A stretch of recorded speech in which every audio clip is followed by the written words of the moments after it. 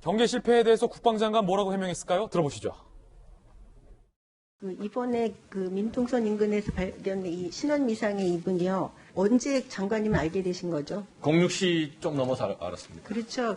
장관님도 그렇고 합참의장도 그렇고 모두 1시간 30분 이상이 지난 다음에 보고를 받으셨습니다. 이게 정상적인 상황인가요? 상황이 조금 위중하다고 판단됐으면 아마 금방 보고했을 텐데 그 상황을 아마 출퇴근하는 간부 정도로 생각을 해서 자기네들끼리 조치하고자 했던 걸로 현재 보여집니다. 정혁진 변호사님 국방부 법조실장 계셨잖아요. 네. 지금 보도 내용에 따르면 10번이나 경계형 카메라에 포착되는데도 8번이나 놓쳤다. 그리고 3시간 11분 동안 몰랐다. 더욱이 이 사실을 국방부 장관에게 보고하는 것까지도 출퇴근하는 간부로 생각해서 굉장히 늦장 보고가 됐다. 출퇴근하는 간부로 생각했다. 그 시각에 그 지역에 출퇴근하는 간부가 얼마나 많길래 월남해온 북한인을 출퇴근한 간부로 생각해서 국방부 장관한테까지도 늦장 보고가 됐다라는 겁니까? 이 해명을 국민들에게 얼마나 국민들이 납득할지도 좀 걱정되는데 국방부에 몸담았었던 분으로서 보실 때 어떻습니까? 좀 참담하죠. 왜냐하면은 일단은 주방에 아무리 좋은 조리 기구들이 막 많이 있어도 음식 재료가 나쁘면은 맛있는 음식을 만들 수가 없어요. 지금 우리나라 국방 예산 엄청나게 투입해가지고 많은 그 C4I 시스템 같은 것들 다 깔아놨단 말이에요. 하지만은 그것을 지키고 있는 그 담당 그 병사들이나 아니면 간부들이 제대로 하지 않으면 그럼 이렇게 구멍이 뻥뻥 뚫릴 수밖에 없고, 그다음 제가 그 시간을 보니까 근무 사망자 보고 받은 게 찾은 게 4시 16분이거든요. 새벽 4시 16분. 4시 5시에 출퇴근하는 그러한 그 담당자가 있겠습니까? 네, 잠시만요. 정혁진 변호사님 말씀 잠시 후에 이어듣겠고, 자, 앞서서 예고드렸던 것처럼 아스트라제네카가 국내 공장에서 일부 생산이 되고 국내에서 생산되는 아스트라제네카 일부 물량이 지금 SK바이오사이언스 공장에서 우리 정부로 이제 납품이 되는 장면입니다. 공장에서 백신을 실은 특수 차량이 이동을 하는 모습이고, 사실 OECD 국가 중에서 우리나라의 백신 접종 순위가 굉장히 밀려 있습니다. 많은 조간에서는 우리나라가 백신 접종 순위가 순서상 꼴찌다라는 평가, 정말로 좀 처절한 평가인데요. 그런 뒤늦은 백신 접종 시작이기 때문에 안전에 만전을 기해서 접종이 그 어떤 국가보다도 더 신속하고 안전하게 잘 돼야겠습니다. 그 첫 순간을 여러분들께서는 지금 생방송으로 보고 계십니다. 자, 이번 아스트라제네카 접종 물량에서는 65세 이상 고령자들은 제외가 됐습니다. 그 이유는 우리나라뿐 아니라 전 세계에서 아스트라제네카의 효용성과 효과를 두고 고령층에서 논란이 분분했기 때문이죠. 우리 정부에서도 고민 끝에 65세 이상의 고령자들은 아스트라제네카 접종을 하지 않는 게 좋겠다라는 판단을 했고요. 결과적으로 아스트라제네카 65세 미만의 우선 접종 대상자에게 접종이 될 걸로 보입니다. 자세한 이야기는 저희가 잠시 후에 상세하게 전해드리도록 하겠고요. 말씀을 끊어서 죄송합니다만 정혁진 변호사님께 다시 한번 발언 기회 여쭙겠는데, 네네. 그래서 출퇴근하는 간부로 생각했다라는 해명이 정혁진 변호사에게는 타당하지 않다라는 말이에요? 그 다음에서 근본적인 의심이 서욱 장관이 육군 참모총장까지 하셨던 분인데, 이게 이 사람이 상륙을 새벽 1시에 했거든요. 예. 그러면 6시간을 헤엄쳤다는 이야기예요. 그럼 언제쯤 출발했을까? 밤 8시. 밤바다 들어가 보신 적 있으세요? 네. 그 다음에 10km를 헤엄을 쳤대요. 그 다음에 이제 그날 또 파도가 상당히 있었다고 그랬고, 무엇보다도 수온이 6도에서 8도라고 나와 있는데 6도에서 8도면 얼음물이거든요.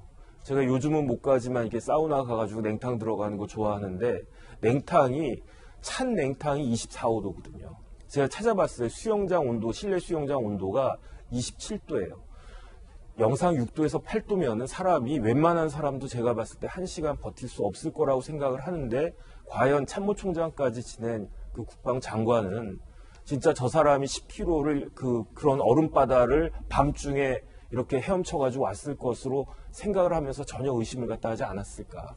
그 이후에 배수로 문제, CCTV에 나온 문제, 그건 다 그 다음 문제이고, 그래서 과연 저렇게 비상식적인 생각을 할 수가 있을 것인가 하는 게 저는 가장 근본적인 의문이고, 그다음에 여러 차례 이제 경기가 자꾸 이렇게 뚫리고 있는 그런 예. 부분들이 국민들이 걱정하고 좀 안심할 수 있는 그런 군대가 됐으면 좋겠다 이 생각입니다. 두 가지인데 네. 국방부에서 설명했던 것처럼 10km를 6시간 헤엄했다라는 것에 대해서 개인적인 의문을 표하셨고 서욱 장관에게 국방부 장관에게 늦장 보고된 것과 관련해서 출퇴근하는 간부로 생각했다라는 이 해명도 쉽게 납득이 되지 않는다라는 그런 말씀이시죠? 상황에서는 그 출퇴근은 일하고 진짜로 출퇴근한 사람이었다고 하더라도 실질적으로 사단장한테 보고하고 그게 다 올라갔었어야죠. 그래서 그게 해프닝에 불과했더라도 그렇게 했어야 됐는데 이렇게 오히려 그런 문제들을 다 덮을 수 있게끔 그런 상태로 지금 군 복무를 하고 경계 태세를 하고 있는 것인지 많은 사람들이 의심하지 않을 수 없습니다. 예. 과연 10km를 그 추운 날에 6시간 헤엄쳐서 오는 것이 가능하냐? 국방부로 출입하는 기자들도 국방부에게 이렇게 수많은 질의를 했습니다. 이에 대한 답변들 어떤 게 있을까요? 함께 보시죠. 한겨울 10km 6시간 헤엄? 북한 남성 A씨가 잠수복 오리발 착용 후 10km가량 헤엄쳐서 남아있다. 잠수복 안에 패딩형 점퍼와 양말을 착용했다라는 설명도 있었고요. 귀순 당일 해수 온도가 6, 8도라고 하지만 저 굉장히 차가운 거다. 합참 관계자는 미 해군 잠수 교본에는 수온 7도에서 5시간 정도 바다 활동이 가능한 것으로 되어 있다라는 설명을 했습니다. 이론적으로는 가능하다라는 설명을 합참에서는 우리 군에서는 하고 있는 그런 상황입니다. 방수복을 착용했기 때문이라는 것도 좀 고려가 돼야 할 것 같고요. 그런가 하면 헤엄 기순 8차례 포착을 놓쳤다는 얘기도 나오고 있습니다.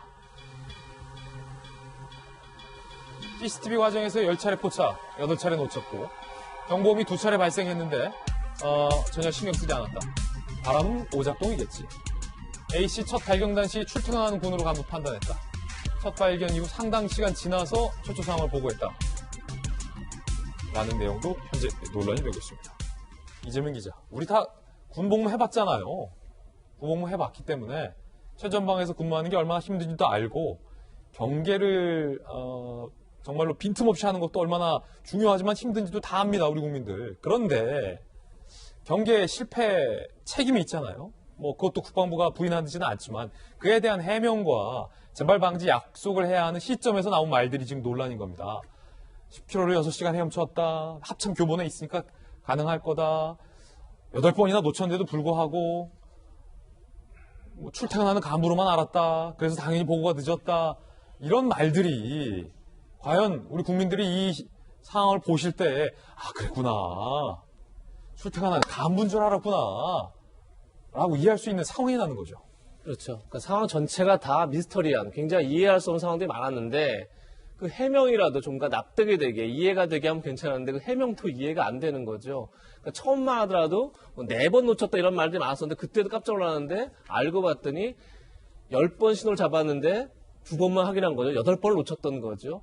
해안 경계 시스템에 있을 때 5번을 모두 다 놓쳤고 근데 그때도 경고음이 2번 울렸다는 겁니다. 그런데 당시 군인이 그냥 바람 때문에 오작동을 했다 이렇게 판단해서 추적하지 않았다는 거고요. 울타리 경계에 있는 CCTV도 3번 잡았는데 한 번도 감시하는 군인이 보지 못한 겁니다. 그러다가 3시간 지나서 민통선 초소에 있는 CCTV에서 잡았습니다. 잡았는데 아까 얘기한 것처럼 출퇴근하는 그 새벽 4시에 출퇴근을 간부로 알았다. 그것도 참 이해할 수 없는 거죠. 그것 때문에 4시에 확인을 하고 나서 6시쯤에 서욱 장관에게 보고가 됐다는 건데 실질적으로 보면 새벽 4시 47분에 사단에서 경계작전 격상을 합니다. 그럼 이때는 이미 간부가 아니었다는 걸 알았겠죠?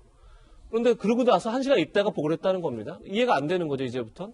그러다 보니까 정말 그냥 출퇴근하는 간부를 알아서 늑장 보고를 한 건지 아니면 그때서 이제 심각성을 알았겠죠. 뭔가 우리가 놓친 걸 알았는데 그러니까 22시 사단선에서 뭘 해보려다가 안 되니까 뒤늦게 보고를 하는 건지 그 자체가 이제 의문이고 남는 거죠.